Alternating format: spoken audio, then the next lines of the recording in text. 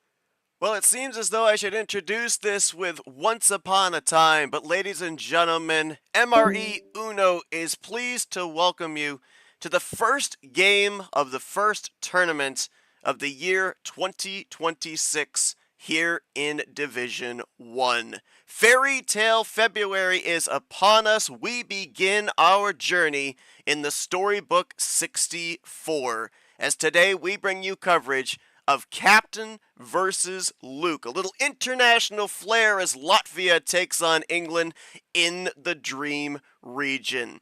Gonna be an incredible tournament here. 64 individuals are looking to get a fairy tale ending, but the question is, will it be happily ever after, or will their fairy tales be grim? I'm Seth Cole. I'm being joined here alongside an individual that's already put in some work today. You may have seen him earlier on this morning as he brought you coverage of the pre-game day, setting you up for the events that'll be taking place during the course of this Friday morning into afternoon into the late twilight moments of the evening. 3 streams today, 2 games non-streamed. KT, glad to have you alongside. It's interesting, too, because I tuned into that pregame. You were talking with one of our competitors, Luke, and we know how composed Captain is. There's a lot of pressure being that first game of a tournament, and I think both of these individuals are up for that challenge. You know, how many times have we done a captain game and within 20 minutes we're talking more about the pregame or the actual post-game of a game than the actual captain gameplay, right? That's the thing and the challenge Luke has to figure out today. Cap, obviously, a lot on the line. We talk about Cap. He's looking for that big old 100, trying to get those 100 wins in the regular season. He's just a beast, man, when it comes to just the low tides. We know he loves it. We know he's going to do it. He's just going to put the work. But, man, the reason why I picked this theme, too, like you said, will there be a fairy tale ending? Well, you got to start the story somewhere, and the storybook will begin here at the opening match at around Europe on Europe, Latvia versus England. We already got both guys' opinions on the pregame show. There's really no need for crazy questions. That's why we made that change too. I think they're ready to go today, man, and that's the beauty of this league. When it's the first day too, Seth, a lot of crazy things have happened. We got a crazy schedule. You want to talk more about that schedule? Because there's a lot of great action today coming up as well. Yeah, we will indeed. We'll take a look first here at the preview between these two as far as the matchup is concerned. Obviously, a legend versus a rookie, but rookie maybe only by name is Lucas taking a tournament victory in D2 back in 2025, of course. Captain, I mean, you already talked about the resume for him, a former tournament winner back during, I believe it was Aquatic April in 2024. I mean, obviously, you see the accolades for both of these two. This is going to be, it may look statistically like it is a cap series, but we've known, especially back in 2025, the rookie class was strong and expect to see the same here in 2026.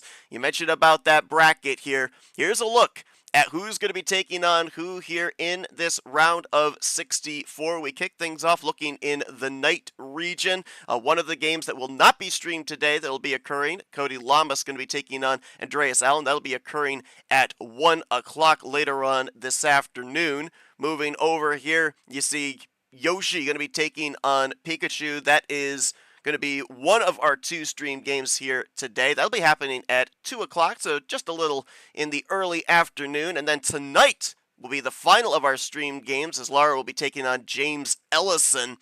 Take it a little further here, looking at the schedule we've got in the Wizard region. You got Mac Johnson, the number 1 seed, going to be taking on Dark Rain. You're going to have later on tonight, non-stream game, Diego Yepes taking on Jenna. That will be at 7:30. And then we move to this region that we're covering right here, the Dream region. Obviously, Cap Luke going to be taking place right here, right now. You'll see Hasim taking on Jesse, number 1 seed there, tomorrow at 3. But some very interesting matchups that are going to be occurring between now into, I believe, Monday or Tuesday of next week is going to be when we'll be wrapping up this round of 64. But going to be some very competitive matchups. Could see some upsets along the way as well. I know that down in D2, there's been a lot of upsets as they're entering into their round of 8. So we'll see if that's going to be the case as we progress through this next week. But as you said, KT, these guys, they're ready to go. We might as well take it down to the table, get ourselves geared up for this first best of 7, our first game of the first tournament of 2026. Yeah, man, before we do take it down the table, one thing I do want to know, too, one other thing that is important, I think, to note today, we do have a post-game show. Keep that in mind. That's going to be after the Lara Ellison game. I have to mention that. And I think another thing, too, Cap, with Cap, especially Luke, how does he set the tone, too, right? He's been in these game ones before. I just looked up his stats. He's looking for win hundo, and we do have that celebration plan, too. So when he gets that first win, that's going to be something to keep in mind. How many times have we seen a milestone series turn heaven to hell? So we'll see how he tries to navigate that, and when he gets that first win, have the celebration, and let's get it going. I'm ready. Seth, how about you ask Cap those most famous words, and I'll ping Al and tell him ready to go. All right, so best of 7, Cap being the highest seed, gets the first home stand. Cap, first call of 2026 for Division 1. What are we kicking off this tournament with? What's the card start going to be? Ho, ho, ho! Man, how about that? Gonna start in the cellar. 5-card start. And it's interesting, too, because I remember when you were talking with Luke KT, he said, I fully expect that we're going to have a lot of draw cities between me and Cap. Well, when you have a 5-card start, pretty good odds of that. I said this to Luke, too. The 5 is inevitable. Let's see how he handles it, because Cap's already 4 positions. He's in the red zone already. When you have a 5, you're in the red zone. Right, you're in that four. We talked about this bot. Four command chain, game's over like that. And he's in the red zone. What is Luke going to do? Because started off with the no send. That's going to get you a wake up call. Toaster loves to do it. Cap's one of the best at it.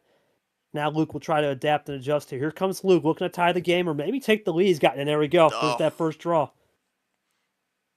Cap's going to have to draw back as well. He'll at least, with being able to play that green 9, he'll have the possession advantage. Actually, he'll have it by 2 since he obviously had the homestand as well. So at least a nice early shot there by Cap in the early going, even though we are doing a double drawback. Well, if you're Luke, this is exactly where you want to be.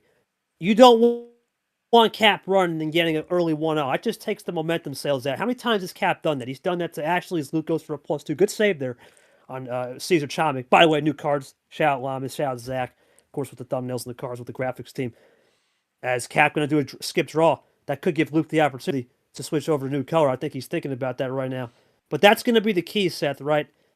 How Luke manages these draw cities, how he manages the ammo. Because of that +2, and Cap had the 2-possession lead, he's now taking it by 3. But now Cap will be a little bit more offensive, as there you go. We're a top deck into a split card, by the way. You're going to see a couple of those. That's going to be Joao and Geo, all from Lair skip. Yeah, Cap will cap the green skip with the green 6. I tried to take a quick look here before we began play. What is that magic number for Cap to reach that 100 win mark? Just one. You just got to get the one. first okay. one. We're So there you go. about. He's literally on the brink then. Oh! Pull the slot, Seth. That's a trip 7. Boy. We got Yepez, Eli in the lane, and now Pandora's is open. Anything goes when Pandora's is open. Trip 7 here. A lot of light switching, a lot of searching around here. You gotta wonder. Oh, here we go. There's a little shot. Double play with the +2. Jay Caesar's in the building. Gotta Classic wonder, 1-2 punch. It's Caesar style. Gotta wonder what ammunition these guys got on the drawback here. 5-card start, so might be holding something if they were able to get something good. Yeah, off the blue now. I think both are going to roll into it. Who makes the break? Luke had the early break early, but then Cap fired away with the +2. It's now neutralized the scoreboard. He's thinking about that switch. Cap now taking control early. We're going up here, Seth. There's a lot of options. Look at the card history. As I just clicked on it, there's a plenty of options in yellow. We haven't seen that. And there's still those wilds and wild +4s lurking, even on a 5. What did Draw City in those returns give will be the ultimate answer to see who can run with this first game. Here comes Luke with the draw. Iced out in blue, so at that point in time, if you're Cap, you know that you're looking on the other side at potentially a 2-color hand, probably red and yellow. We haven't yet broken into the yellow color yet. Whoa, here we go. What's this? Back to beer. Okay, so he'll bring it back to the red. Luke more than likely will be able to play into this unless he had all yellow at that point, which it's been known to happen. Well, he's going to have to fire something here. I think that's what he's thinking. Cap's in that dangerous territory now. Boom. Split ammo, +4, +2 finish, potentially. I think Luke's going to fire some. There it is. It's a double, but it gives Cap a chance to win the game right here if he's got that split. Let's see. Let's see if he's got that kill shot. Does he have that 1 card there to fish? No, he's going to get to check, though. Low ammo game. Now Luke's got a decision. Do I want to go back to blue? Was he fading it, or I stick it out with this red? Yellow hasn't been tested. That's the damned if you do, damned if you don't strat. Yeah, I'm almost wondering. Oh, he's gonna gonna. Oh, I don't know. Oh, he finished out in red. Game. I was gonna say there was either one of 2 possibilities Cap was going for. Either he had a red to finish out, or he may have been looking for number efficiency with a yellow 8 because we had not dipped our toe into yellow yet. But he went with the gamble there. Did Luke, and Cap had him set up exactly the way he wanted. And there you go. There's that 100th career win for Captain. Yeah, we'll get to this. I do have a question to Cap, though. Cap, was that a case of just don't play the 1, play the number game right? Because if you would have played the 1, do you think Luke maybe had a 1 in return to switch the color? Was that just play the numbers, play those percentages to get that clean win? Luke, did you have a 1 also to potentially, put a wrench in those plans in a different color, or was it a case just too many numbers and the +2s ultimately bridged out where he had the possession to finish it off? Talk me through the Luke. Yeah, it's just mostly no numbers being able to connect. I mean, I had a green 2 I could have maybe played if there was a 2 played at any point, get back to green, but yeah, it is what it is. Decisions, right?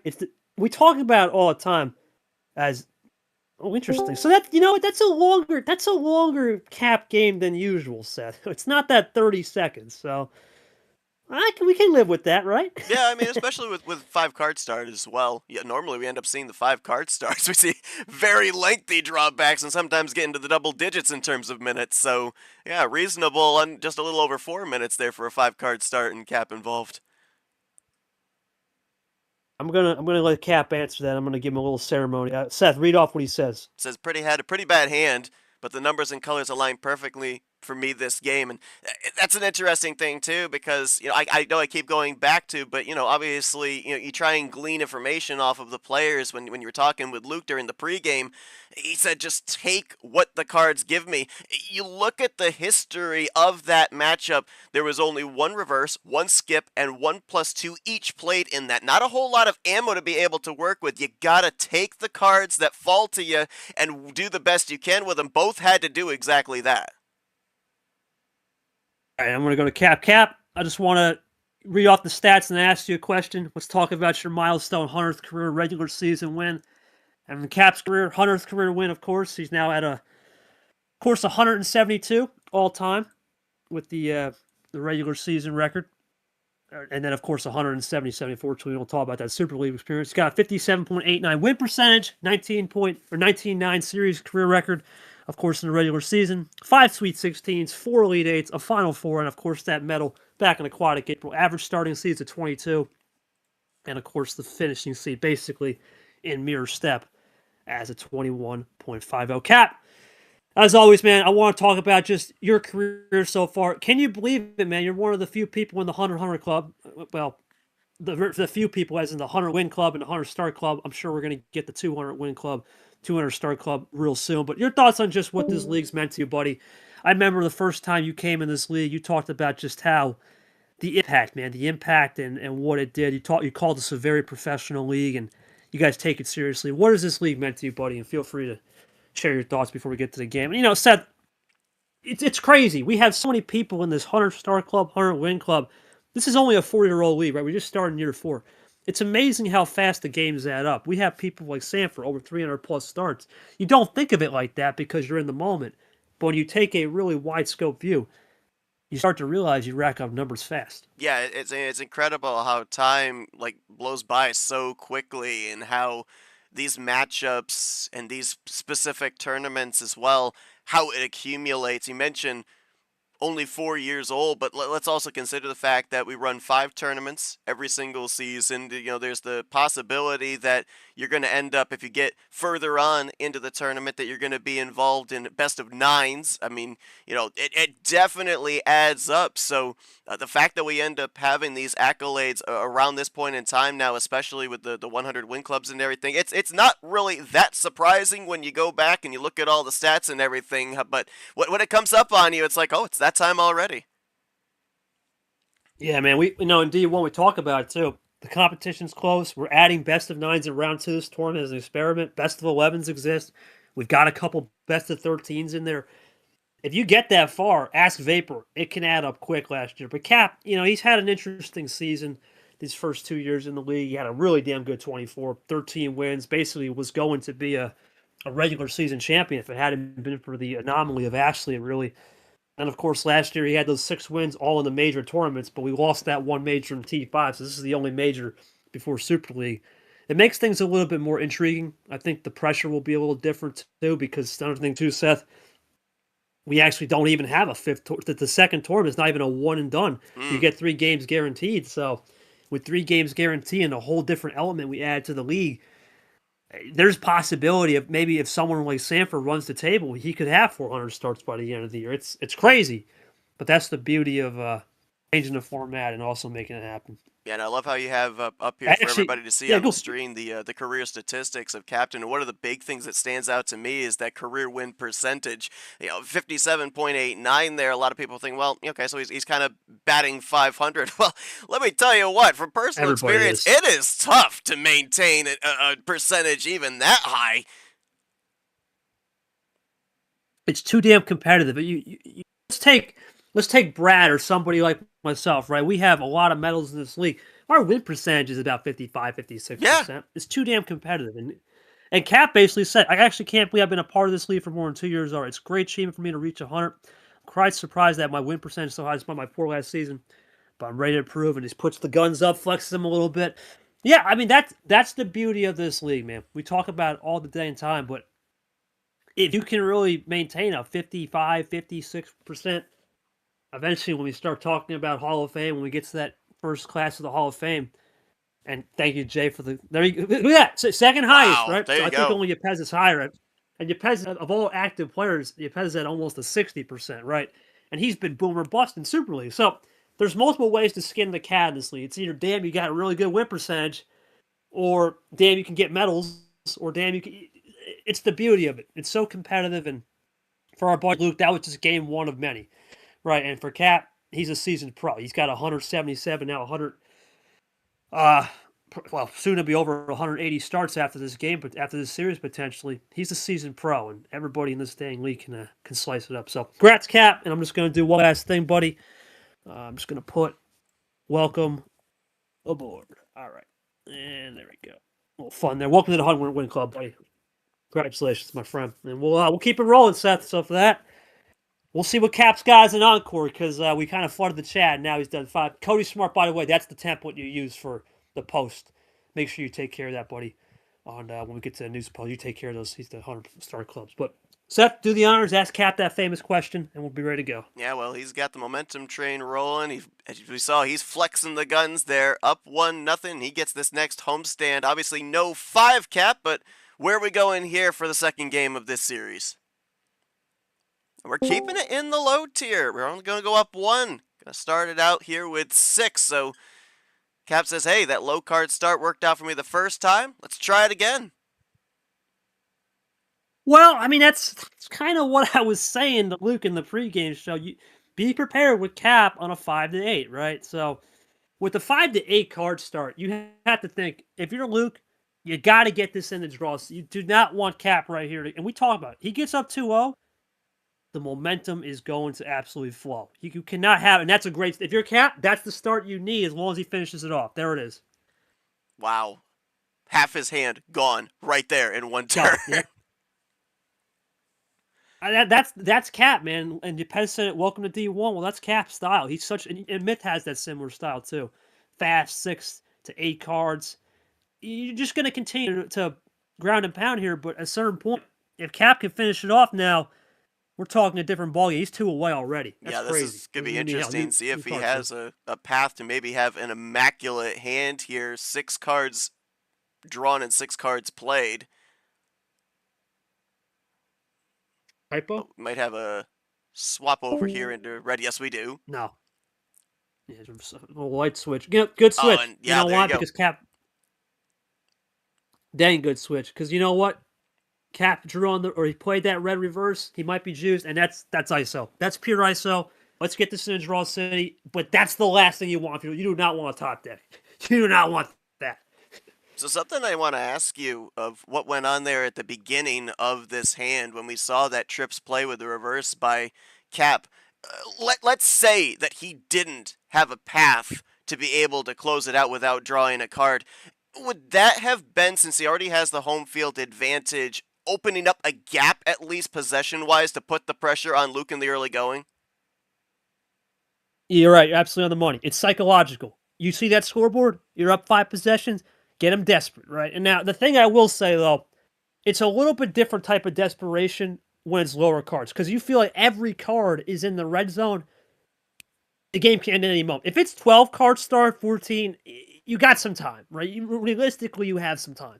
But when it's 5, 6, 7, 8, that low range, any possession could be the last. And especially with Cap, you go down 2-0, you don't want, and there we go. There's a llama heat check wild. That could be the nail in the coffin right there, Seth, because that's all Cap's been playing, just yellow and red. Did he really just pick up a 2-color win? That'd be crazy. He might have. Very well might have. Let's see if Luke's got anything on those 9 cards he drew back. Now just has to play into it. This might be game here, Seth. This could be split to the end right here on a 2-color win. Could you imagine that? That'd be crazy. Can Oh, you imagine that? wow. Not quite 2-color. He had the green 2 he had to close it out with, but nearly That's red, yellow all the way. That's a 2.1 color right there, I call it. And we talk about this, right? No +4s, 1 wild. Yeah, he's got the +2s, but when it's low ammo, Luke's had everything he's won. He's got him in a draw city. He's done everything he can.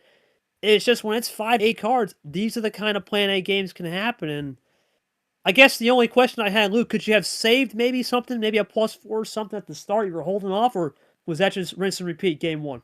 I don't really have much there. Basically, rinse and repeat game 1. Absolutely no ammo. So. Yeah, one of those things, Seth, and we talk about it all the time. When there's no ammo on these little cards, things can get a little haywire. It's something I gotta ask Cap here too, because I've seen people do it before here in D1. Had an instance of it yesterday in a game I called down in D2. Cap, that wild you played to swap it over to yellow, was that the card you got on the top deck, or were you holding on to that and then used it as a bridge if you maybe top deck drew the green +2 or the yellow +2? Because something I've noticed more and more often, KT, is these skilled players, they'll get those wilds or those wild draw 4s and they hold on to them. Like for me as a player, my knee-jerk reaction is if I've got an out and I've got a wild, I want to play it right away. But a lot of times these guys will hold on to it for just the right time. So he did get the wild on the top deck. Okay. Oh, man.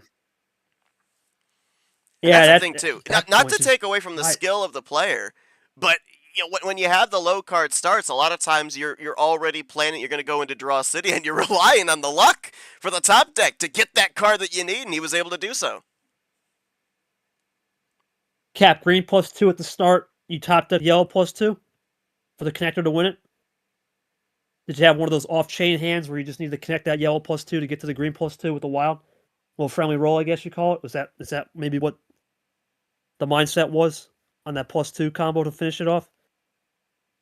I got a feeling that's probably, if I had to take a read, I think he had a green +2 offset, either top deck yellow +2, or he had both. And if he had both and saved it by not playing the yellow +2 from that red reverse starter, that's impressive. That I can respect, because that's a real good ammo tactic move to save, control, hold, and then fire at the end. Bide your time. That would be really impressive. But we'll see. Again, especially since he had so many yellow questions too.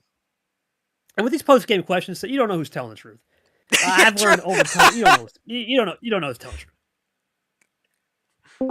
I'm guilty of it too, right? And you got to figure out the read, right? Everyone's so dang good here. Is that Pro R joining us? But I'll get Pro R in here. Pro, if you've been watching this game from the side, what's your thoughts so far? And he had those wow. Oh, so we would have had an immaculate. We would have had an immaculate. The swap ended up stopping that, at least temporarily. Yeah, that's impressive then. That's really impressive. KT for president. Yeah, well, it's one of those things. You just got to look at the analysis and just figure out, how do you skin the cat from a viewer's perspective too? Because if you're a viewer, you're learning on how these tactics to pick up. Now, granted, I don't think Luke is even going to touch 5 to 8. No. I think we know where we're headed here, Seth. But I'm going to ask him for the old you-know-what and giggles. All right, Luke. Down 2-0, the 5 and 6 for Cap was working. So what says you for game 3 with a free board? What do we got?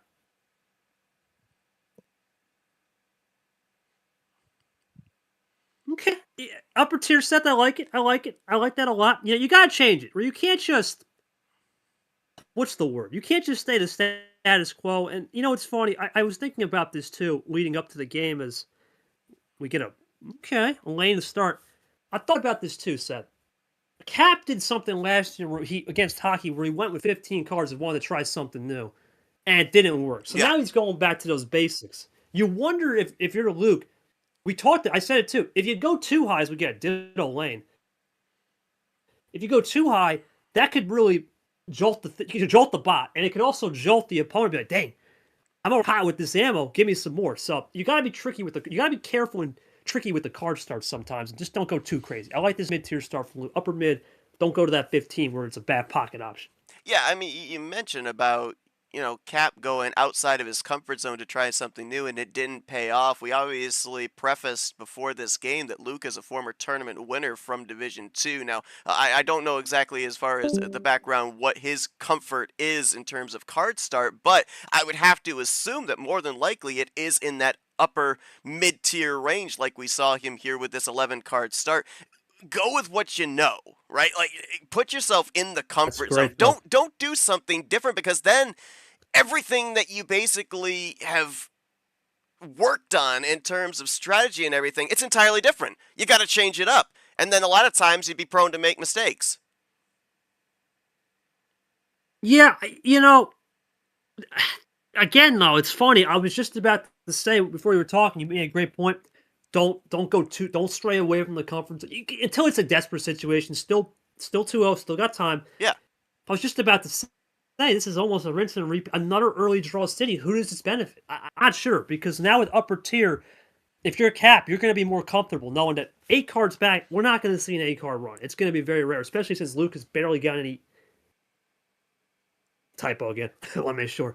Barely any ammo. Another typo again. There we go. There Top it 4. is. Costa. Yeah, I was just gonna say. Wait a minute. We've had no issues with the bot. By the way, bot's been really good as we go to the Sparto server. Green 9 in the brine. But that's the thing, right? It's that Cap knows Luke ain't gonna finish with a 7-bagger right now. You can play this number game, see how far it goes, and then attack. When you're ahead, especially game 3, you try a little bit, especially when you're not used to the upper tier starts. I'm just interested to see how Luke's adjustments will be when he finally gets that ammo, because right now it's been all numbers. And you mentioned the word attack, and obviously our first 2 games we had a 5 and a 6 card start, so there's not much opportunity for this, but it's going to be interesting to see now, with this being our highest card start, who's going to be the most aggressive on the light switches, because a lot of times we talk about tempo, and a lot of players love to do that aggressive light switching for 2 reasons. One, to obviously be able to establish the card color, but also to be able to maybe throw off any potential strategy of the opponent on the other side. Well, that's what Christian Tago does so dang well. Hold the phone here, Seth. Cap is about to put in the heat. Oh my goodness. Wow. Quad play, first one. We go into a Lara, into a Gold, into a G, into a Camaro, on a new yellow, fresh yellow too. Seth, this is again, what did we just talk about too earlier in these first 2 games? The red zone. Cap's already in the red zone. 4 card chain. That could be split ammo, vintage Allen, vintage Eli, vintage Chomik style. And this game is over. Luke's got to be careful. He's got to hope he found a return, because it's been all numbers this whole series for him. That also means that a couple plays ago it was a fade, because Cap actually faded off the yellow into the green, now wraps around back to the yellow. So now if you're Luke, you got to think, did he have more yellow in reserve? Is he maybe looking for some number efficiency to get to another color? Cap's got some options here. And the beauty of the spot, and I want to talk about, it's an underrated feature of the spot. The cards are organized. When it's organized like that, fade it, camo, fade, camo, camo, fade. You have to think of that in your head. You can camo and fade with the bot being organized. The old bot, you can't do that. This bot, you can. And you have card history. Where you have card history, and you can also click on the stats tab. If you get in much in these early games, you gotta think, okay, I'm not getting anything on this low tier when it comes to ammo. Let's bump it up. Or man, high tier stuff, the ammo ain't working. Let's try to drop it down. You have so many tools and resources, and now I think if you're Luke here, this is what I call a timeout. Take a timeout, ref timeout, and say an involuntary timeout. Let's think about this through and through. You don't want to go down 3-0. Do you really want to use a power play here? Probably not. Gotta take that timeout, take that mental reset, and go through those progressions and options to try to make the best play. Because now Cap has shown you those 2 fades, and also what did he get on Draw City? Because his Draw City returns have been good. With 0+4s too, Seth. That's very rare to have 3 games in. We got nothing on that. That's crazy. Might be using those tools that you were just talking about there, that card history and those stats, to be able to formulate a plan here, whether defensively or offensively. Huge, huge benefits to the players here, being able to have those. I know that a lot of players, back in the day before the card history was a thing here for MRE Uno, they would end up having their own Uno deck, and they would end up discarding the cards that were played so that way they knew what was left. But now that they have a visual read here to be able to adhere to as the play is progressing, it's a huge benefit for them in their strategies going forward. That and I think a stream game helps too. We talk about the stream game pressure, but the one thing I will say about a stream game, some people will tune into the commentary, right? A lot of people are gonna be, what are these guys talking about? Now we're only supposed to be, just calling the game, but at the same time, we're also players in the league. Mm. We see all these strategies. You get to a year 4 in the league. We talked about the gap. Gap is close to almost 0 now. There's only a couple back markers I would even consider at the back. Everyone's too dang good as Luke has made his decision, fires up a run here. I think the run's coming at some point or set. Whether it be a 4-bagger to match it or just a classic 1-2 split play, +4. There it is, baby. +4. Stop the momentum. Let's get this reset. And just like that, scoreboard resetter, fresh game, cap up a possession in the background, red 8. Yeah, And that's the beauty of it, Seth, right? Make that timeout and get it right. Yep. And a nice play there by Cap as Go well, ahead. because obviously Luke with hitting with the +4 looks like, he's saying, here, I want to be in blue, and Cap says, not so fast. We're going to go into red. So even in a play like that, even though he just got hit with a +4, Cap is in a sense establishing the color that he wants to be in, and it looks like Luke's going to play into it. Not only did he play into it, he opened up Pandora. When you play into that and open up a new thread, anything can happen. You keep opening up more doors, at some point that opportunity is going to come knocking. That's what Cap's thinking here. Does Luke stop that with a possible double play to get control back? Let's see. Well, for those that are tuning in here, that's the first game of the first tournament of 2026 here for Fairytale February Division 1. One of 3 games that we're going to have streamed here today is later on this afternoon. Yoshi going to be taking on Pikachu. I loved what you said, a little Nintendo battle going to be going on there at 2 o'clock later on this afternoon. And then late night, 9 p.m., we'll have Laura taking on James Ellison. We've got 5 games going on today. Another 2 will be non-streamed during the course of this afternoon into the evening. Cody Lamas going to be taking on Andreas Allen at 1, and then Diego Yepes taking on Jenna at 7:30. Well, and I just talked about, Seth, Luke needed to try something. I said, watch that double play. He got the double play with the +2. The problem is going to be, when does he run out? Because I think that's what he's got to hope for. He's got to hope for this one has to be the switch, and now put aggression. You have to almost force Cap to say, you know what? Use your stuff. You got to start forcing him to use his stuff. He's got to hope this one is a switch into a blue or a yellow, or potentially a green reverse backdoor, and see if Cap flushes it. He's finally, for the first time all series, is in a legit spot to win. And there you go. He's going to force it right there. I don't mind the move. You keep the possession ahead and see how it goes now from Cap if he's got blue. Yeah, very interesting that he didn't have a Cap off in blue. We ended up seeing him use the +4 to get to blue, did Luke. And now he left it open on the draw. Now he's able to find an avenue back to green. Wow, how about this? Back to red. Little trifecta there in the deuces. Yeah, that's beautiful from Cap. And even if he has to draw here, that's a win, because now you present Luke a finish, and you close that door right away. And he's just going to go for a double with a toasty Sanford. Luke's going to have to rethink this one. And just like that, momentum, possession shifts in favor of Cap. Now down to 2. Yeah, Luke right now, I got to say here, Seth, is again, he's got to be thinking another timeout. Think about it. You got to take as many. This isn't football or basketball. There's a capped amount of timeout. You got plenty of them here. Mental timeouts are key.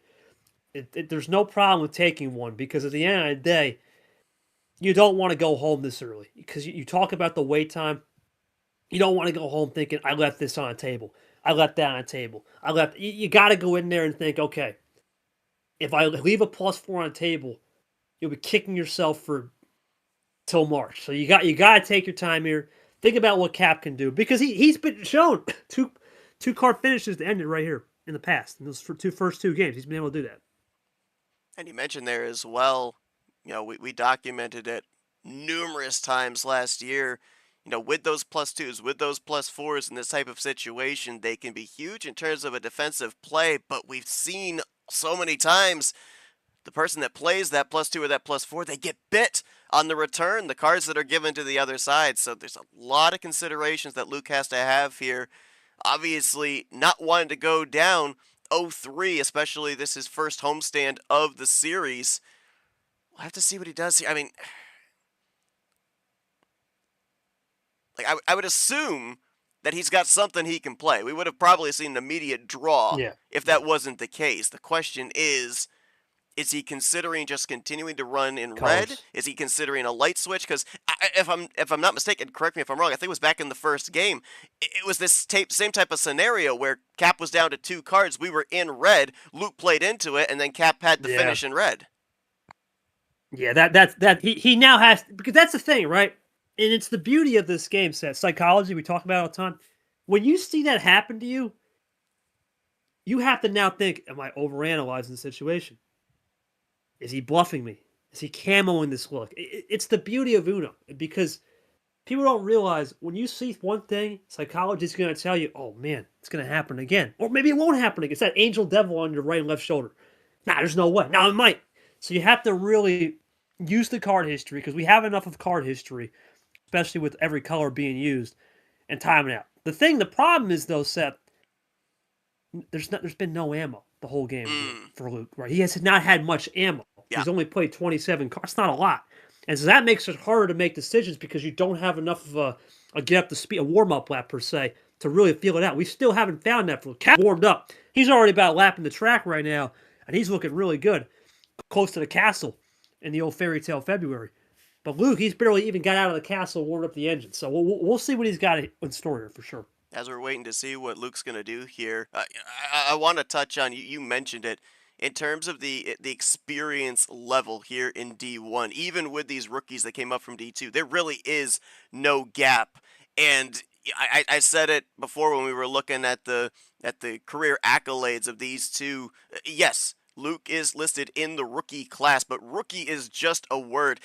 This is a veteran play right here by Luke. This is, a rookie in the sense of a word would probably just be quickly playing here. But the fact that he's taking the time, this is the second time that he is taking his time, observing all of his options. This is a veteran type move by a person that's coming in with rookie status. I can tell you this right now, Cap don't mind it, right? Cap at the same time plays lightning quick, and sometimes when you play lightning quick, see how I stopped right there? The audience is probably thinking, what happened here, right? It's the same thing, same exact thing. If you're Cap, no problem. You just got to deal with the white noise for a little bit, and then as soon as that action picks up, it's the flash, right? It's the old flashbang. I'm back, right? We got to get going. So I don't think Cap minds this at all, but for Luke, veteran play, stop the momentum, stop any flow he has, and rethink all it. Now, the desperate option, of course, is that power play. I'd be stunned if we see it. Me too. But at the same time, you don't want to go down 3-0, for sure. Yeah, the only reason why I think one of those moments. The only reason why I think you probably wouldn't see the power play is because after this, Luke's going to have one more homestand, and then it shifts back to Cap. I don't know if you want to put yourself in a possible scenario. Let's do some speculation. Obviously, this is certainly not set in stone, but let's do some speculation that Luke plays the power play here and ends up winning this game. You're down 2-1, and then Cap wins the next game. You're down 3-1, no power play, going into a Cap homestand. I don't know if you really want to put yourself in that possible scenario.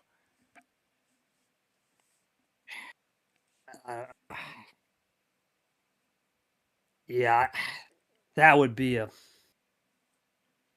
don't know. I'm not sure about that one. So yeah, I think the power play, you want to. I think he's thinking, do I really want to go down 3-0? No. But the only thing I could be thinking at this rate is if he's got just legit nothing. This is a shot in the dark. It's probably going to be one of those earlier fades. He's probably the only thing I can think is going back to the first 2 games and seeing trends. Could very well That's be. the only other thing I could. Yeah, he could be just going back to the area, seeing what works. Because, yeah, we started on 5 and 6, but guess what? He's at 2 and he's only at 3, right? So there may be something he picked up to where, he can flip it to another color. But did Cap fade off it? And I think the decision for him is that green. If I had to guess that green, does he have green? That's what probably lose. Does he have green? Is he tricking me to win? That's the only thing I can think of. Now, I don't know how much stoppage time has been. Let me see. Yeah, we're at about 5 minutes. We'll probably. Is Jay around? Jay, tell. Okay, well, there's a draw. Maybe he just said screw it. Let's just see what's played out. Let's see if he tries to slow Cap down. Let's see if Cap finishes it off. We'll take 5 minutes off this game because it was. Yeah. Oh wow. I did say that though, Seth. The +4. I don't think I even have a question here. Well, you had it right on the money. He faded it over to green to close it out. You have anything for me to play? I don't got anything. That was just classic Cap. I mean, I guess the only thing that I'd be wondering is, Luke, what were the options you were weighing there? Ultimately, the decision there to draw, like, did you have an option there for a light switch, or were you thinking that, you didn't believe that he had red to close it out, and that maybe you had him potentially in an ice situation there, hoping that he'd start drawing back? It was basically either draw or go yellow, and then just hope he didn't have a +4, which I had a very, very positive indication he probably had it. So, if anything, I would have just used the power blade, get to Uno, and just hope. Because the last card would have been a green, but then that wouldn't have really mattered because he would have +4 anyway. So. Well, you heard it there, KT. I mean, he already had the sense that there was going to be a +4 finish, so it's kind of hard to go down the list of plan A to plan Z and have something that can counter that +4 finish. Yeah, and Caesar, just make sure you get the lot. Yeah, the inevitable was going to happen, right? Three straight games, 3 straight. See ya. Split ammo finishes. What are you going to do? I think if you're losing this situation, the only thing I can say, maybe,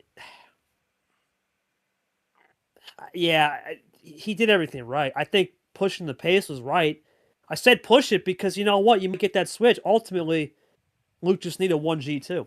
He gets a green too. In a way, he gets a stop back. Let's say, okay, so Cap goes to that red 2, right? If he has another green 2, that's no problem because then Cap has to figure out how to use a red reverse and red 6. Now, maybe granted, he might use the power play there, right, and still win, but then he loses that power play. So ultimately, no problem, Jay.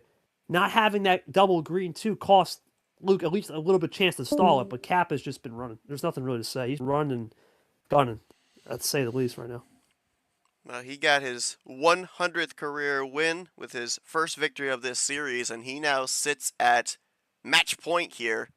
Could potentially sweep this series. Now, granted, Luke is going to have another homestand here. He will get another call on the card start and see if he can at least start trying to make his way back to evening up this series, see if he can force a Game 7. But we'll wait here for Caesar, who's going to be doing the refereeing here in place of Andreas. But while we're waiting, KT, I'll just ask you right here. If you're Luke in this situation, you had the 11 card start there to begin.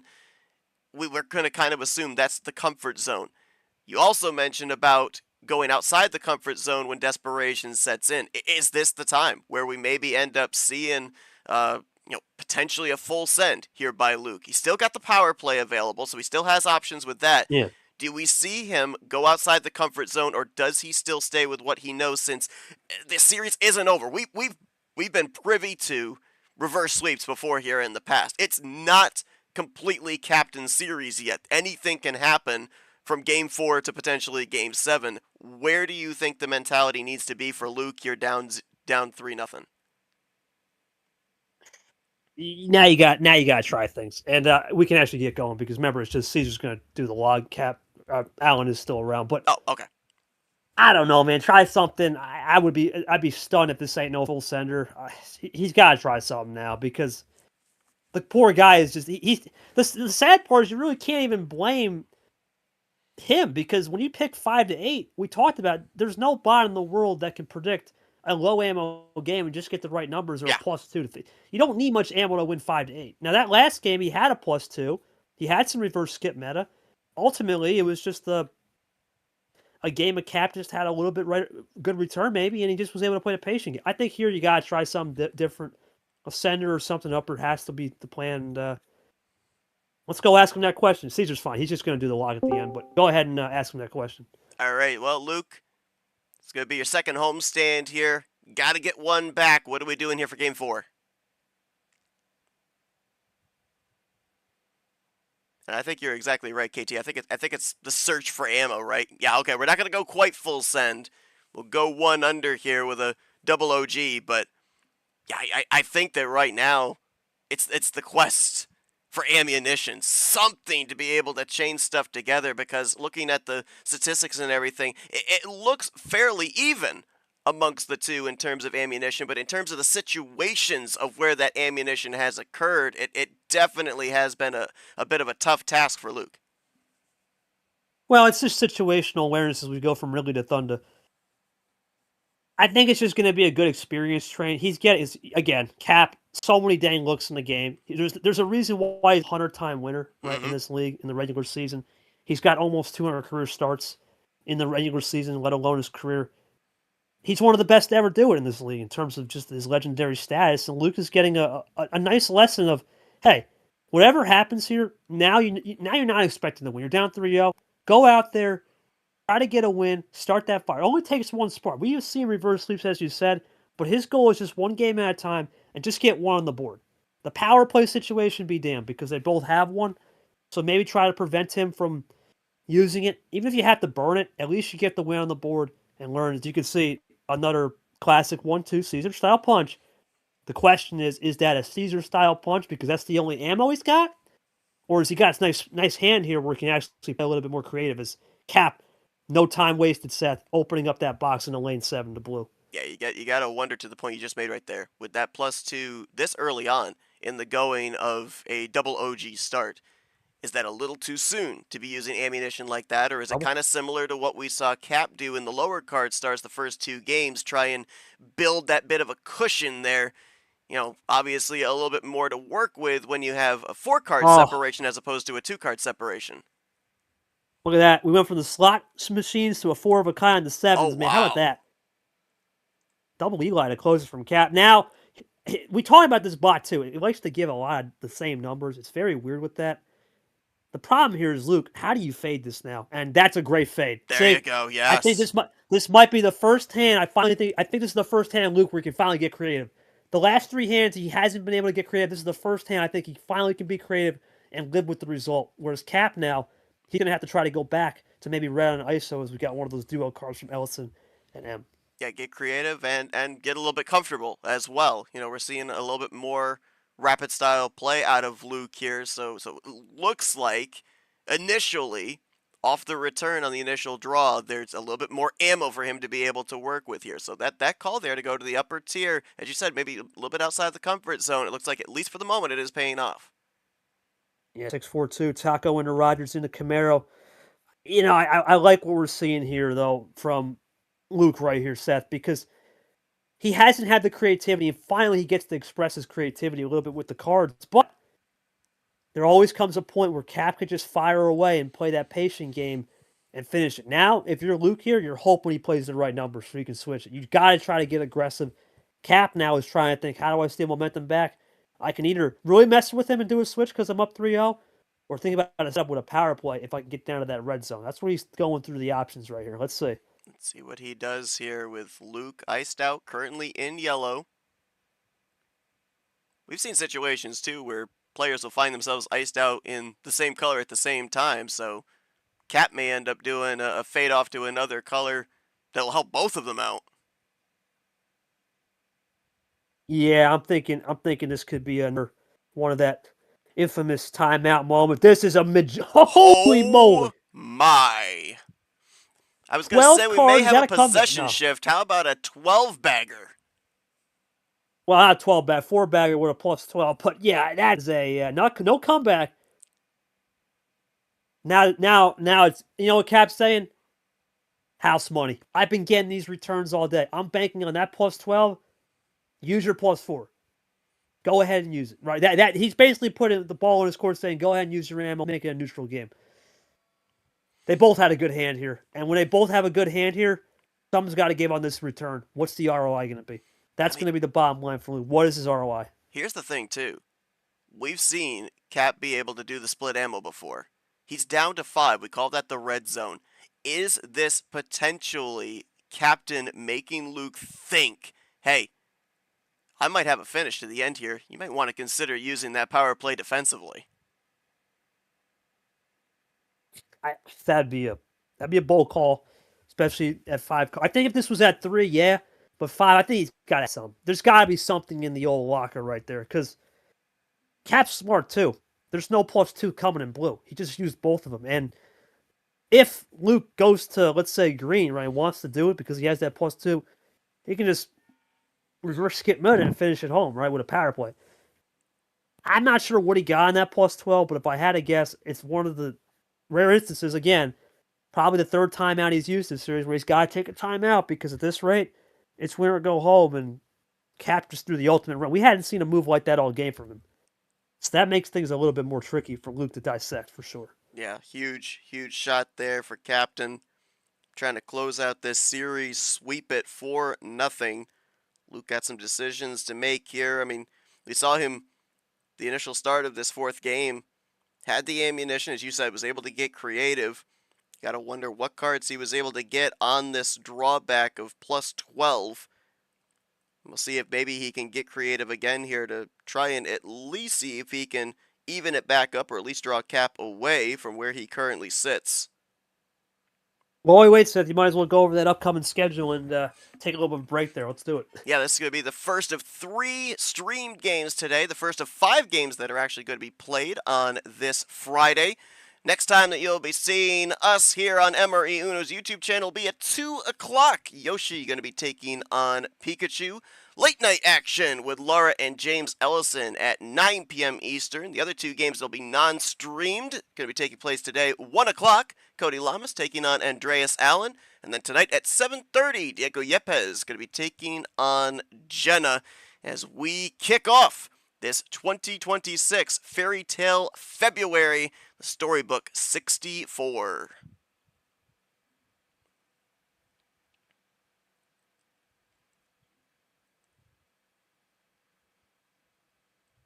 Well, so far it has been all Captain up 3-0. Both individuals still have their power play available. Captain in the span of these 3 victories, picking up his 100th career Uno victory. I think we're looking at another 3 minutes of stoppage time. So yeah, 8 minutes. Yeah, I'll have Caesar do the logging. That's the thing, right, Seth? With all this stoppage time we're having, it feels like we're in a soccer match. I guess it's fitting because of the European battle. But yeah, right.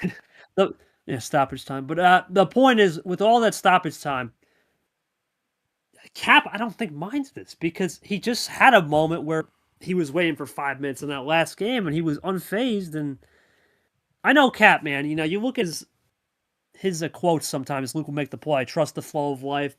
Time is precious. Waste it wisely. I don't think he minds this at all. He knows that this is good time being wasted in a good way.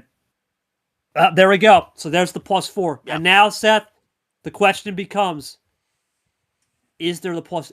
Who's got the +2s? Cap plays his own card. Where's the +2s live? Because if Luke has those +2s, game changer. If Cap gets one of those +2s, that's where the power comes in. But he did stop the wrench right there. Sends Cap back into 9 cards, now 8. What's really interesting, too, is the choice to go over to green, because just looking back, you know, we ended up starting this game on green, but after that, only 2 green cards were played. We ended up having the initial 3 played off of the 5, and then we ended up having a green 7 played in that trip 7 that fade from blue into red. So we haven't been in green all that often. With 5 cards left, you'd have had to assume, as we're seeing here, Cap did have some green. The question is, how much? Texas Caesar's stoppage time. And yeah, I don't know. That's the scary part now, Seth, because we talk about it. I was just about to say, oh boy, when is Cap? I'm just thinking, when's he gonna make the switch? Because now Cap is saying, I'm getting too comfortable being in one color, and Luke does the green 9. What an answer Does back! Cap say to green?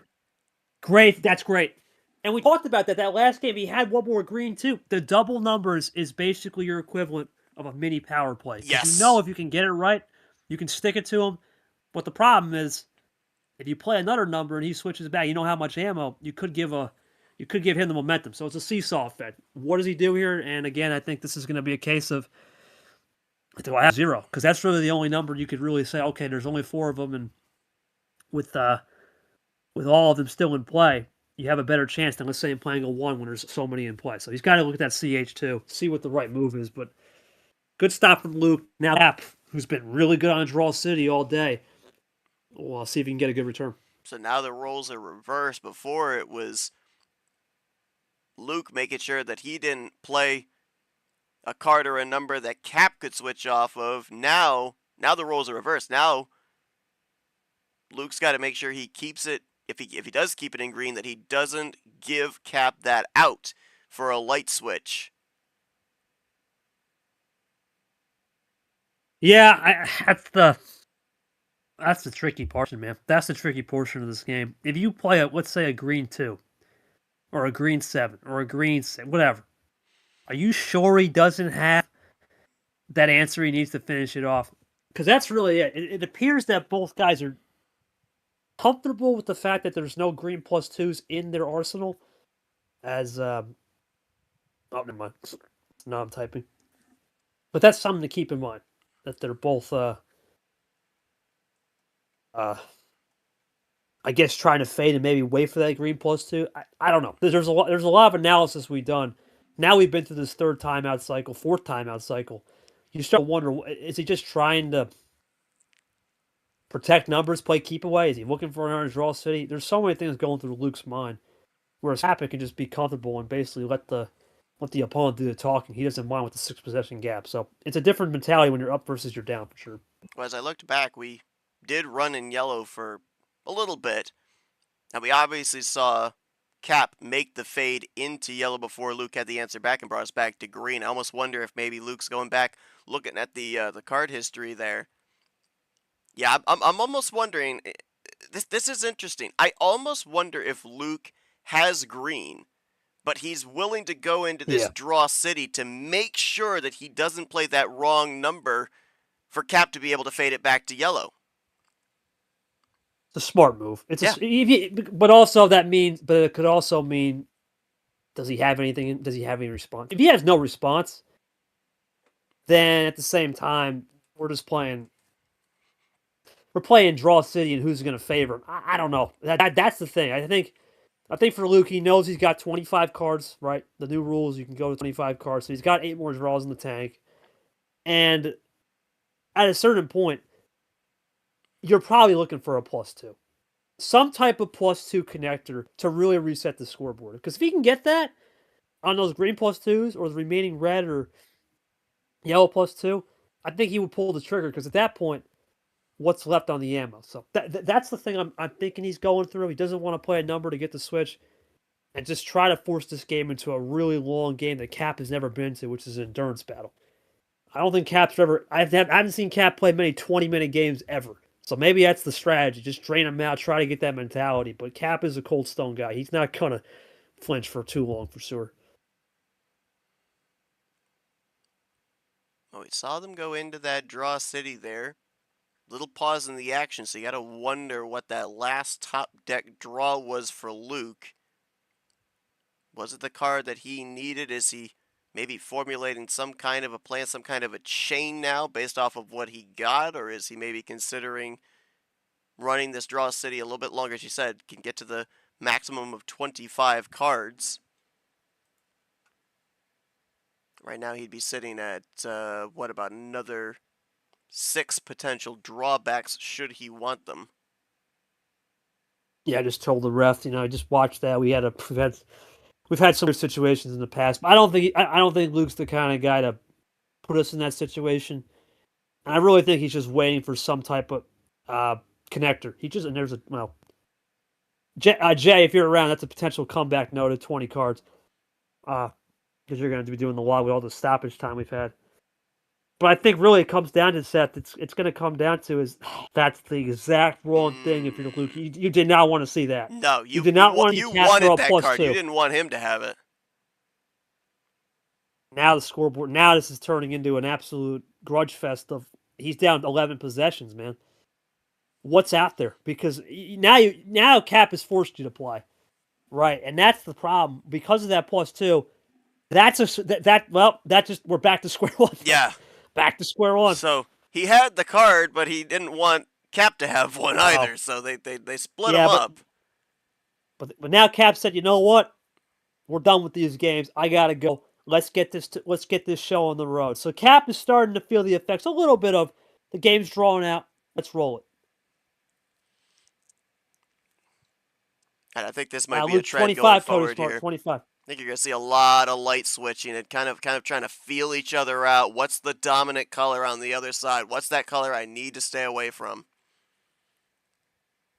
But now at this rate, forget the draw rule because Cap's run set. He's starting to make a big break here, and I know he's 10 cards deep, but remember, all it takes is one 4-bagger, Yep. split ammo, power play, game's over. With power play, the dynamic changes a lot, and now if you're Luke, you got to think here, how do I get back to green? Because if he saved some green, we talked about just maybe don't play those green. Now's the time to use those greens. What do you got to lose? Because if you're just going to play yellow in the sense that he has the last yellow +2 or it's in the deck, ain't doing you good. +4s, honest to God, we haven't seen them from really either side. Yeah, sure, we have 3 of them, but a lot of them were for finishes, and a lot of them, in a sense, were just Luke playing defense. It hasn't been much. No wilds on Luke and 1 wild. It's been a low ammo game, and we want to talk about, well, why has it? It's because Cap has suffocated the opponent. When you've only played 3.5 games and 44 cards, it's basically about, what, 12 cards, 12.5 cards per game right now? We're not averaging a lot. So No, we're not. Whereas Cap's basically 3.5 games in 60. That's a little bit better range. You're looking at what? Fast math, about 17 cards, roughly 18 cards. That's better than 11. So Cap has definitely controlled this entire series from change to ammo, except the only thing I think Cap hasn't controlled right now, and it's not saying anything's bad, is Cap hasn't really controlled maybe the timeouts, because at this point, if it continues to go long, we're in uncharted territory. If it goes, what's the log here? I'll check the log because we're going to add so much stoppage time. It's crazy. He hasn't never played this far, right? So we're in uncharted water. That's the only thing I could think of for Cap. Just make sure you stay glued, especially when we get to the 20. I think we're up to 7 minutes of stoppage time now.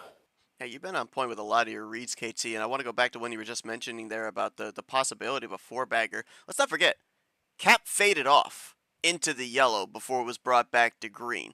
Little hip check there with the reverse, but I think if you're Luke, you gotta consider that since this was a color that Cap faded off to wanting to get to, that if we end up continuing to play in yellow here, we may end up seeing a trips or a 4-bagger here out of Cap in yellow. I feel like that reverse was just to whittle the card down a little bit here, but I think there could be a big shot in yellow because obviously that was a color that Cap was trying to get to. Well, I think that's the problem, right? Except it's... Oh, hold the phone. He's typing. Hold on. Luke's typing. Wow, he's going back to your wild set. I was just thinking the green. Oh man, is this a KT classic? Is he gonna do it? Is he gonna do it? Yep. Yep. It is indeed a KT classic. I mean, I want to say he had this kind of game against Brian in the promoter. No, it was against Brian in the cup where he was basically on the last lives, just trying to avoid numbers. And now that's the thing though, right? Cap gets the top deck, and all it's going to take is I want to switch it. How many green wilds is he saving? You know, does he have another one? As again, he's in the 20 range, but that's okay. Still got 5 more draws. This is a tough situation, Seth. I'm not sure what I would do here personally, too, because you've tried everything. He's still getting lucky on numbers, and all it's going to take is one red, yellow, blue 8. And considering you look at the card history, they're all out there except for the green 8s that are juiced. Cap is one turn away from saying, I'm going to really put the stamp down. Luke's got to figure out something. If that means using your other wild or using a +4, I think he's thinking this one through. The only other thing I can think of is, you know, if you play into this 8, maybe with a light switch, you try and go to a color if you're Luke that you have some ammunition cards, but really, ultimately, it's going to come down to the utilization of the wild +4s if they're out there. Like, we're depleting on +2s. We've only got one yellow +2 and one red +2 left. The reverse skip meta, yeah, it's going to help you whittle down your cards, maybe establish color possession, but it's not going to add more cards to your opponent. So it's a tough situation here, whether you maybe want to play into the card to be able to go partially on offense, or if you want to continue to remain on the defensive side here and see if you can force another draw city. Yeah, I don't know. I need one of those director cuts the seventh timeout later. We've had so many timeouts in this series from Luke, and I don't blame him because where is he going to go with this? He hasn't got much ammo on the game, maybe in terms of finishing ammo, but he's had to play so much defensive ammo. It definitely puts a mental tear. And yeah, I texted Alan. He's also Caesar. You're going to have to take the game. He's got to go soon because his game is literally an hour. The way this is going, we may not be done for a while at this rate because the amount of timeouts we played and the fact that we have now, I think 10 minutes of stoppage time. We're gonna be here a minute. We're gonna be here a minute. Luke don't want to go home early. Exactly. Seth don't want to, or Cap don't want to be here for waiting around. But it's the yin yang effect of how we're gonna decipher this. As again, Cap now gets the 8 switches. I call it. He needed that, and there it is. So now Cap back in the driver's seat here. This might be a case of Luke hoping that that last draw gonna be the card that he needs here. Maybe Ditch just didn't have anything, and now Oh man, gonna be aggressive with some light switching here. We'll see if this pays off. yeah, I don't mind that move set. I don't mind it, but the problem, yeah, I was just about to say, does he have the crossover There's back? that double And numbers. there it is. It's that mini power play with that double number, and when you get that double numbers, it's almost like it numbs you. When it's on your side, it's a numbing pain. It's like, damn, he just played it on me, and I don't got anything. It's numbing. But I think Luke has enough cards to fade it off. The problem is Cap is so smart in the sense that use that last +2, flush it. Right? There's only one +2 in red. Now reverse skip bet is a plenty, but where has Luke been able to finish the game with that? He hasn't. So he's forcing Luke to use his ammo in a defensive measure, and unfortunately, it's a great strategy from Cap, and Luke is just trying to stay above water. It is almost like, Seth, you know this really well. We're in icy lakes, we're in winter, and right now, Cap is pretty much on the other side of the lake where it's completely frozen, and then Luke's in that brackish side where it's part frozen and it's part water underneath, and it's close to breaking. That's the best way I can describe this right now, for sure. Yeah, literally having to almost tiptoe his way through this.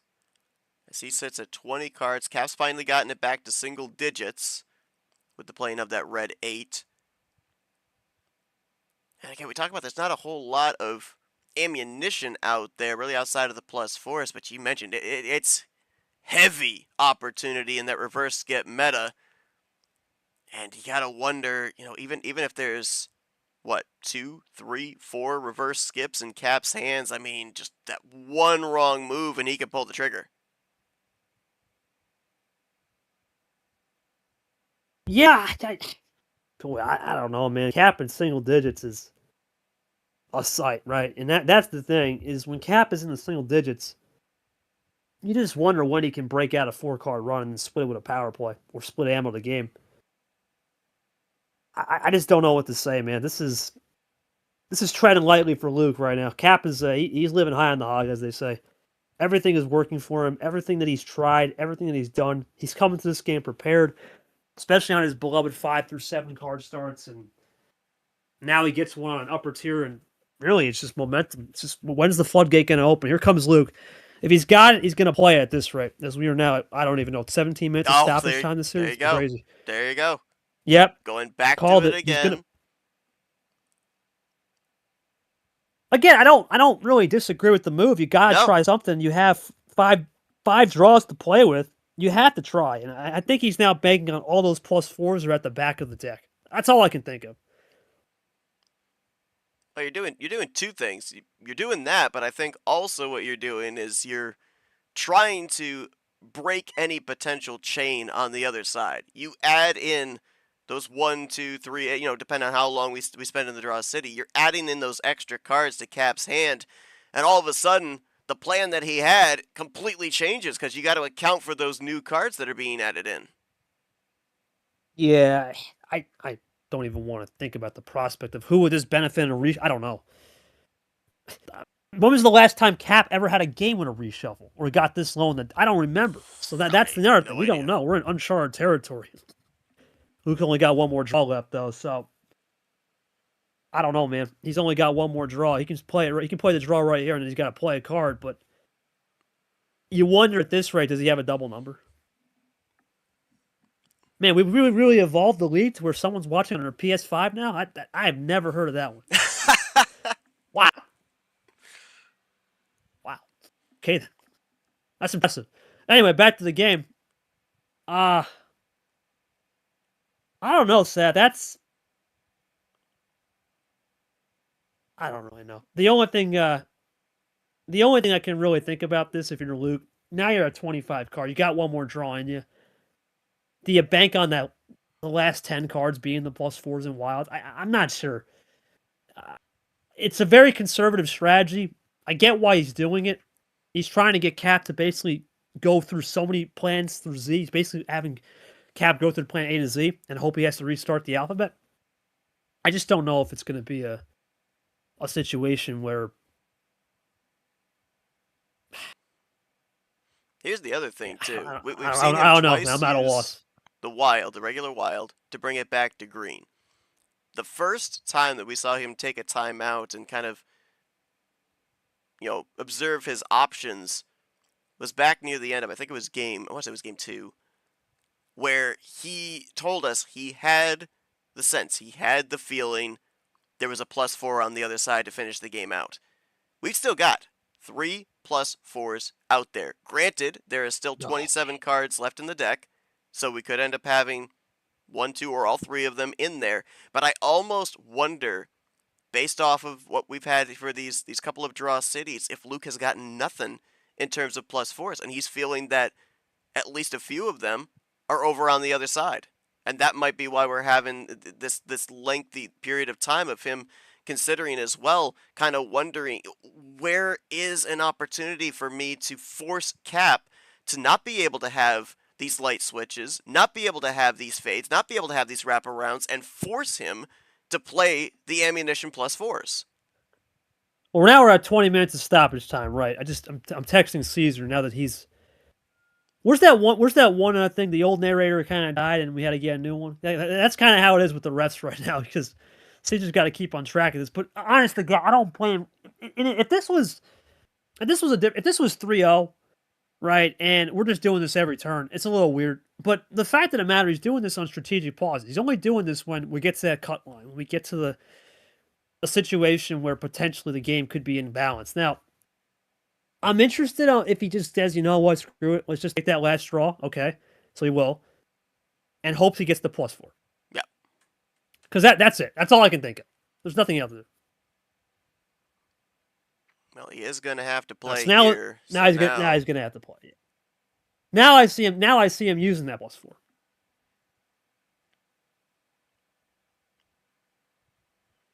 I don't know. This is going to be tough. You mentioned about Allen having to go. He's going to be in about an hour and a half. He'll be facing off against Cody Lamas. That will be a non-stream game. We got 2 non-stream games today. Diego Yepes and Jenna at 7:30. Our next stream game going to be coming up in about, 2.5 hours. Yoshi going to be taking on Pikachu at 2 o'clock this afternoon. And then Lara going to be taking on James Ellison this evening at 9 o'clock. Just to make a verbal note here, looks like that scheduled stream, the title is going to have to be changed. It's currently saying Acosta versus JT, which that's going to be tomorrow at 3. So it looks like we've got a title doubled up there, so that title's going to have to get changed. Oh, short. Okay, all right. Well, we got this break. Jay, just keep track of the stoppage time.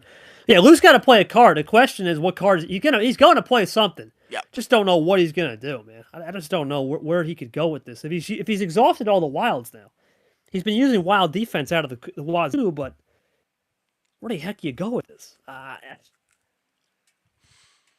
I'm not sure, man. This is tricky. We're at 16 minutes of stoppage time. In this one game alone, and he's making these strategic decisions. I think the only thing I could think of is he's got to have one of the +4s. He just got to want to play it. Yeah, that's the only thing I could think of. Like it's the odds are certainly not in favor of, with having the 25 cards of not at least having a wild +4. You also have some potential options there in green still, both the reverses, both the skips still in play. We'll have to see. Like, It's calculated. Nothing comes up with Luke, man. It's calculated. It's illegal. But you know what? I don't blame him. The series is on the line. You haven't had much. Now, if you had a lot of the game and you're just making these moves, then you start to question what actually that might be a mind game. But with this, he really hasn't had much, and he's trying to really get Cap off his element. But again, Cap, he's kind of a trust the flow of life kind of guy. I don't think this is going to phase him. And yeah, back to the schedule, man. You know, you wonder as we here in Pings, you wonder too how this will affect just how these guys go into that next series. Because whoever wins this series now, we have so much dead time. You wonder if that could affect the next person who wins in the next game. Because you look at this pod, Golden Drow fast player. Now, Cap, I don't think would be affected. He loves playing quick. But I wonder if Luke somehow does pull this off, right? He pulls a miracle here. That would be an interesting series, because then you have a slow timeout calculation versus a potential double fast. So I'm interested to see what he does right here. Yeah, this is definitely going to be interesting to see, you know, what the end result of this series is, because if we end up, at the end of the day, calling Luke as the winner of this series, I mean, you go back to this crucial fourth game and all of these timeouts, as you call it here, all of these calculations of what is the right move, what is the right play. I mean, this could be huge.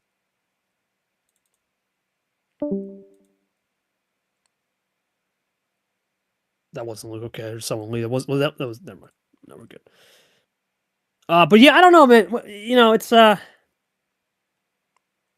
don't know. I just don't think there's really much left in the deck where I could imagine he'd go here. So I think we'll see a play in the next minute or two.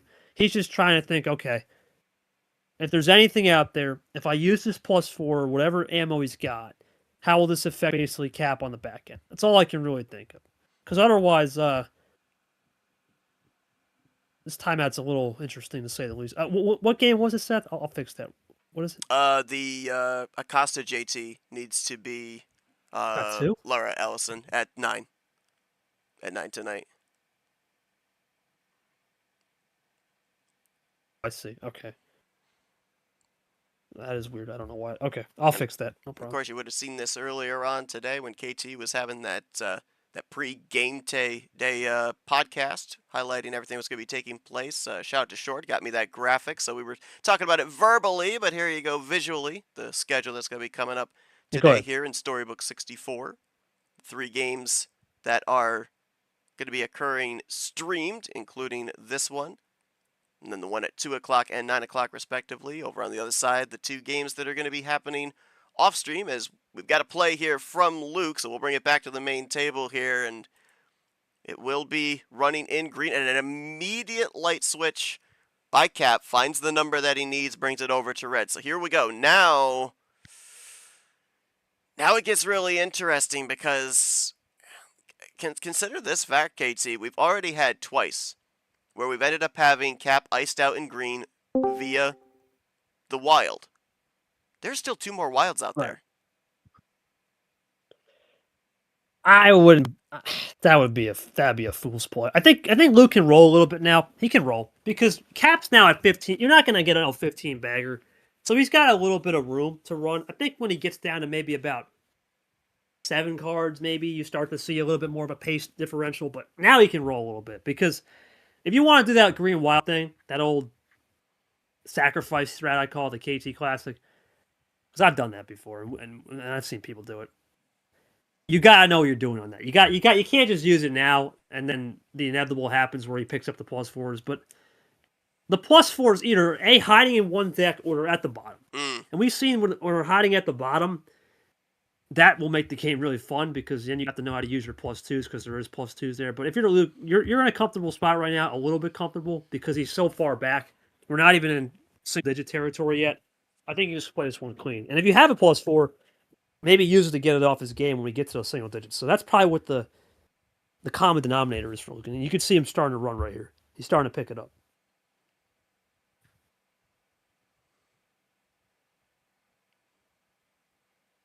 Yep, there he goes in the same for 6. That was the 6 that Cap played earlier. Yes, it was. Seth. That's something to keep in mind. Yep, that same 6 that he light See, that's what switched Luke, off the green into the red with. that's the card Luke really wants to have. If you can get a green 0, then you're looking good. Because then you can know, okay, that's a very low chance of a switch. You got to hope you have a 0. 0 is almost a mini power play too if you're behind. Have we had Now, any if of the you're zeros Cap, played? No, we've going not. crazy. This is the first one. So yeah, but that's good though, right? Because then if you have the green 0, there's a less likely chance it goes to yellow and blue, and if it does, there is still that +2 in yellow, and if it goes to blue, you know a +2 isn't coming. Now Luke, I think, is going to see if he can get this back to green somehow, and I think that's what he's looking at right now. Yeah, it's Whether it be interesting. that 0 or just a fade. Looking at the card history here, I mean, we have not spent very much time in blue. Granted, both the +2s are gone in blue, but I don't know. Is that the kill shot color that we're looking at right now, potentially? Maybe. I'm thinking just split. Someone's got to have the +4 split power play go home. That's kind of what I'm thinking with Cap. For Luke, try to use anything to slow down the momentum. Maybe just hope that green is the neutral color. I'm not going to lie, man. We've done some really good analysis of this game, but Sears is right. This has been a little bit of a topsy-turvy here. We've had 3 straight games of high-octane momentum, or 2 games, and then we've had really just slugfest. This game's going on for an hour almost now, or 40 minutes. But again, we do have stoppage time to factor in. We're not going to have a 40-minute game. We'll be down to 20 minutes in reality, so keep that in mind.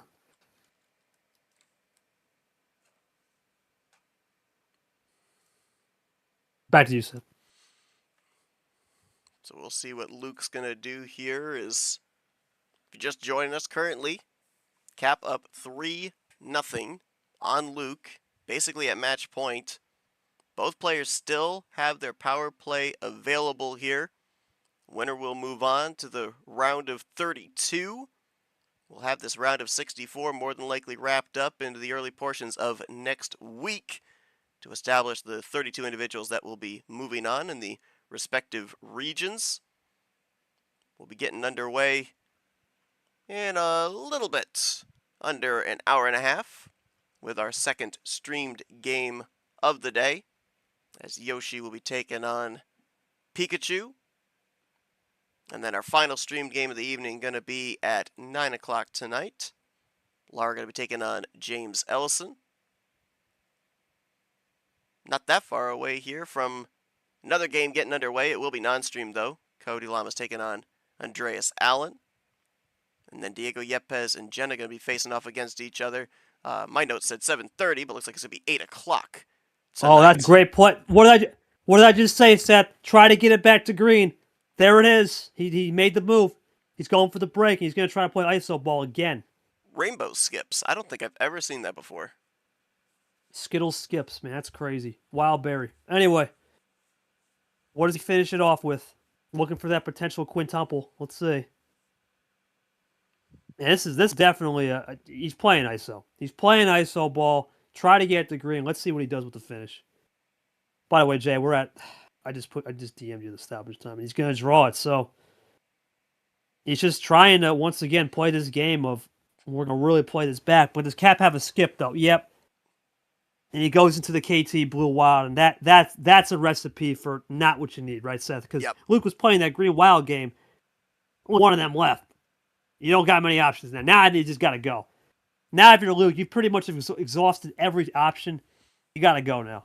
So The shark's out of the interesting, we water, saw in a him be sense. able to get back to the green with the skip. I want to ask you as a player, why the quad skip? Why not just the red skip into the green skip and save the other 2?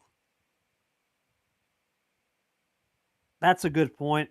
I think the reason why he didn't want to do the red, and you said the red and the yellow? Well, if you're trying to get it back to green, why not just have the red skip into the green skip and then save the blue and the yellow skip for later on? Why have them into the play as well? Only thing I could think of is he's just saying, you know what?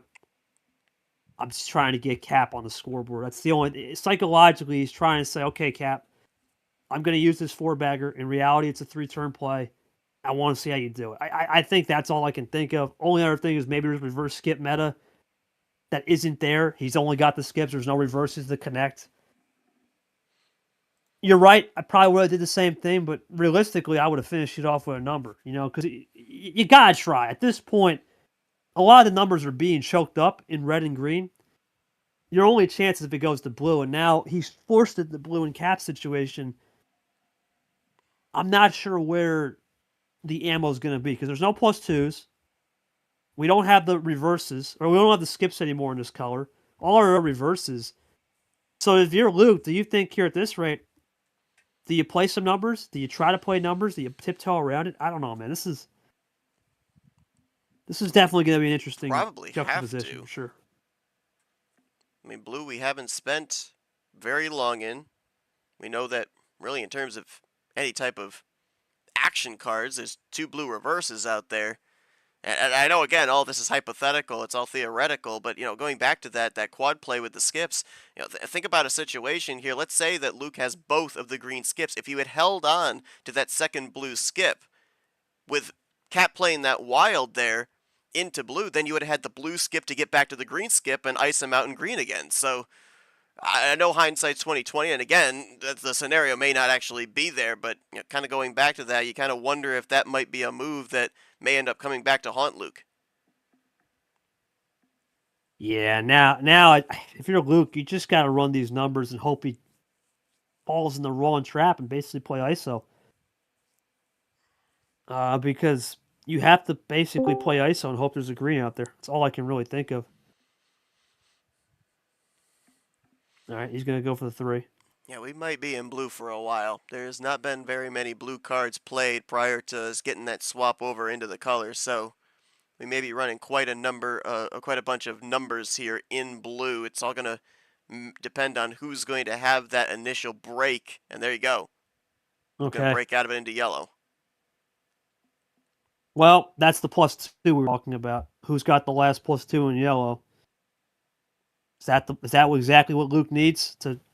Because now he's, you know what? Say what you want. He's within 6%. He was down 20 at one point. Oh yeah, yeah. He's drawn it back. He's in range now. He's in range now. Cap's got to figure this out. Now Cap is taking a timeout a little bit. Not much of one, but he did a little bit. A little risky there, playing the 0. We know that the green 0 is still out there. Does Luke have it? No, so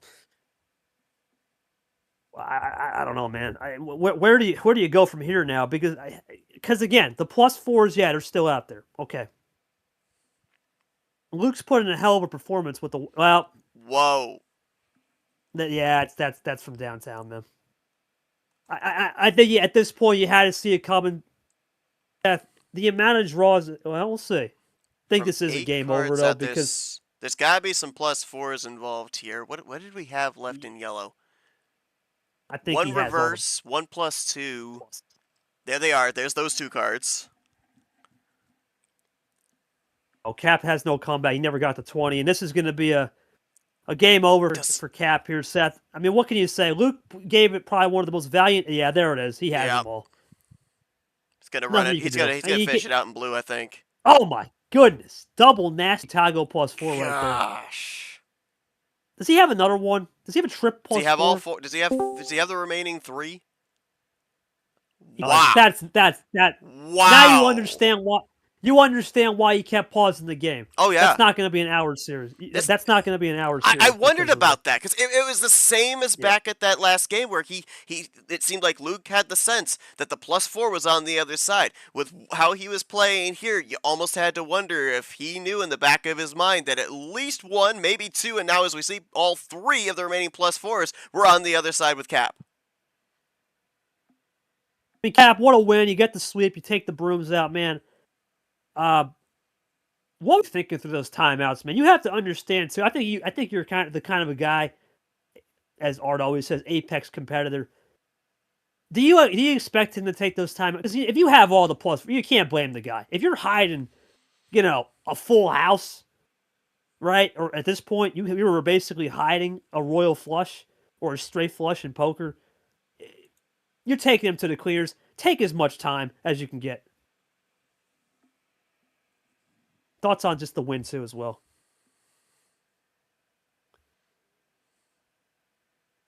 Luke, I don't know what to say, man. That was a valiant effort. I think every move you made was right. You had to force it. You had to force. At this point, it just came down to just didn't get the luck of the draw. Because when you have 3+4s, there's nothing you can do. Your thoughts on this? You played. I will say you played a good defense. What did you learn the defense that can apply to for the next series for sure? Yeah, I mean, Go ahead, man. yeah, I mean, what mostly the grain just kept me in the game because apart from that, apart from the skips and reverses, I had nothing. No +2s. Had 2 walls. I had to waste on getting back to green. Apart from that, nothing. Nothing. Yeah. Yeah. You know. Thank you. Appreciate those thoughts, man. And I'll let you read off those thoughts from Cap Seth. When you just have nothing, you're a sitting duck, man. Oh Captain yeah. just found a. He just found everything in the book with a little lady luck on top of it. It's hard to be Cap, and I think when you have Cap at 2-0 on his favorite beloved starts, it's an uphill climb with anybody. I'm interested to see how he will do. If it's against the rookie Joel again, another rookie, or he gets Fairytale, that would be an insane match. But I'm really liking what Cap did there. Even through the stoppage time and all that start, stop. He never broke composure. He had all the good aces in the pocket, and he ultimately broke through with a clutch finish there. Yeah, as you say, it's a tough situation there, but some veteran play there out of Luke, just having to weigh all the different options, read the card history, try and get a sense of what was on the other side. It's tough to be out first game, first round, but there's still 4 other tournaments that are going to be taking place here in 2026, and he'll be coming back in that second tournament swinging. Sorry, all these normally take a 5-minute. Yeah, but of course, I had all the remaining at the ammo at the end, right? Yeah, and that's the thing.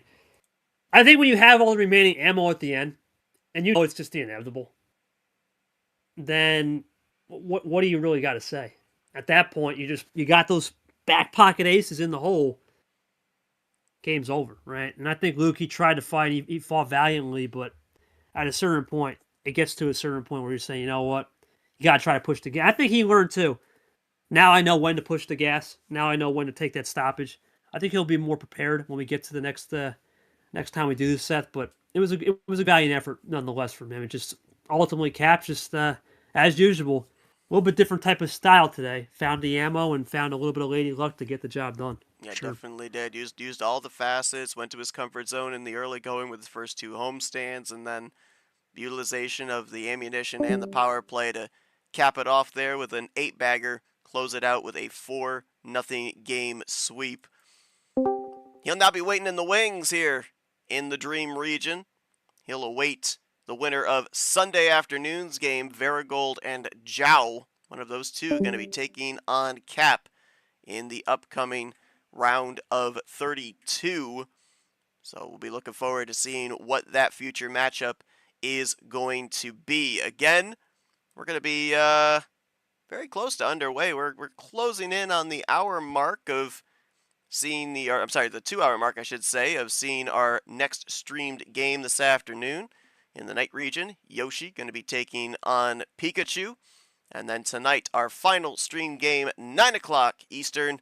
Lar going to be taking on James Ellison. We're closing in on the first of our 2 non-streamed games this afternoon as Cody Lamas takes on Andreas Allen in the night region. Then the Wizard region this evening, 8 o'clock, Diego Yepes taking on Jenna. Well, what a way to kick off the 2026 T1 Fairytale February here, the Storybook 64 for MRE Uno. Going to be very interesting to see how the matchups formulate in putting together our upcoming Teller 32. Congratulations to Cap on his victory here today, as he'll be the first one to move on to the next round of this tournament. Appreciate KT joining me here on commentary today.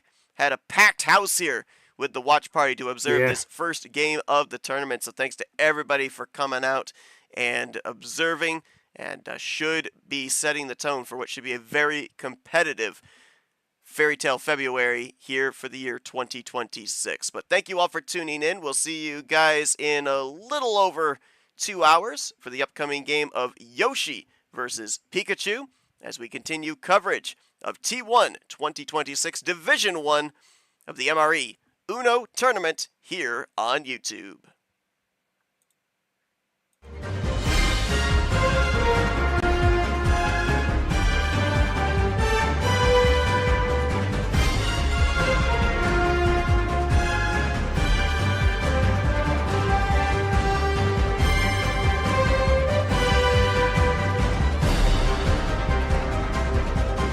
This has been a presentation of MRE Uno Division 1.